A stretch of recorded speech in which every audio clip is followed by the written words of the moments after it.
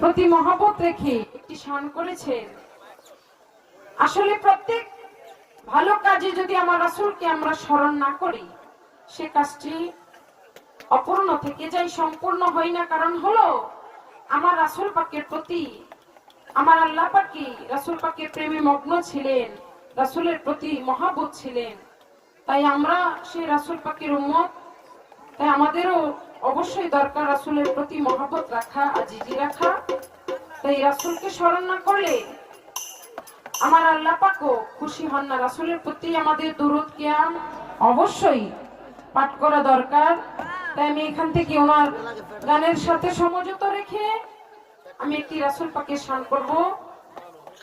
আসলে যারা এখানে বাউল গান প্রেমিক গান শুনতে এসেছেন, আশিকে রাসূল পীর আউলিয়াদের খাঁটি ভক্ত যারা, অবশ্যই তারা রাসূলের প্রতি মহব্বত রেখে আমার এই গানটি শ্রবণ করবেন।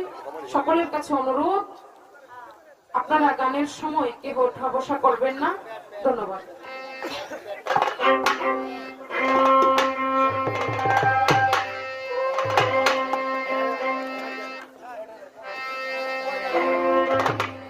আল্লাহর নবী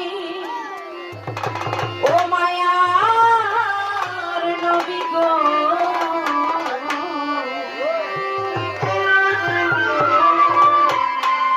আপনি নবী আমার জীবন।